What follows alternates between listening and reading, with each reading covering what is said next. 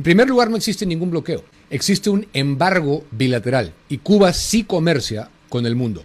Llamarlo bloqueo es una distorsión. Un bloqueo es una acción militar que impide físicamente comerciar, moverse, desplazarse. Lo que existe es un embargo solo entre Estados Unidos y Cuba, no entre Cuba y el resto del planeta. Hoy Cuba comercia, por ejemplo, con la Unión Europea, China, Brasil, México, Argentina, Rusia, Turquía, Canadá, casi todo Asia. Y paradójicamente, Estados Unidos es uno de los principales vendedores de alimentos a Cuba, porque desde el año 2000 las ventas agrícolas y humanitarias están autorizadas. Cuba compra cada año cientos de millones de dólares en pollo y medicinas a empresas norteamericanas. Entonces no, el bloqueo no impide que Cuba compre comida o medicina. Cuba sí puede comprarlas. Lo que no puede es pagarlas. En segundo lugar, Cuba espanta la inversión extranjera por su propio modelo. Se suele decir que el embargo impide que lleguen inversiones, pero la verdad es que hay una ley, la ley 118 cubana, que permite la inversión extranjera y existen zonas francas como Mariel. El problema no es legal, es práctico. El Estado prohíbe que el inversor contrate directamente trabajadores. Debe contratarlos a través de una empresa estatal, que se queda con más del 80% del salario. No existe seguridad jurídica. Expropiaciones, cambios arbitrarios de reglas, controles y decisiones del Partido Comunista Cubano ahuyentan el capital.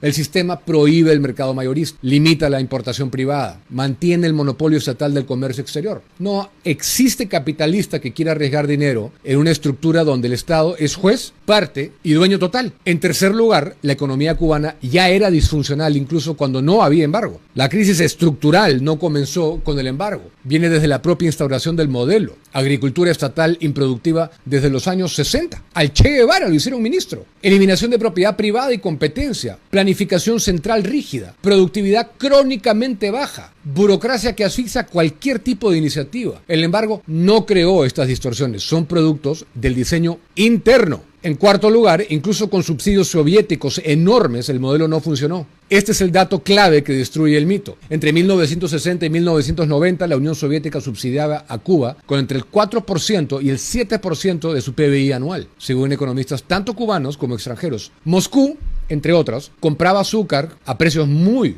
por encima del mercado de Cuba, vendía petróleo a precios preferenciales, regalaba bienes industriales, maquinaria, combustibles y alimentos. Una transferencia multimillonaria que ningún país socialista recibió en tal magnitud, a tal escala. Aún así, la productividad permaneció estancada. La industria era dependiente de insumos soviéticos. La economía nunca, jamás logró autoabastecerse. El Estado mantuvo intactas sus ineficiencias. Cuando esos subsidios se desplomaron en 1991, el sistema cayó como un castillo de naipes. No por el embargo, por su incapacidad estructural. En quinto lugar, comparaciones internacionales. El modelo, no el embargo, explica el resultado. Si el embargo fuera la causa central, deberíamos encontrar algún patrón comparativo, ¿no creen ustedes? Pero ocurre exactamente lo contrario. Venezuela, sin embargo, colapsó igual o peor. Inflación, escasez, migración masiva. China y Vietnam, con modelos socialistas originales y sin sanciones significativas, salieron de la pobreza cuando liberalizaron sus economías, no cuando negociaron con Washington. Otros países con sanciones, Irán, Corea del Norte, muestran que la variable decisiva es el modelo interno, no la sanción externa. El caso cubano encaja perfectamente en esa narrativa.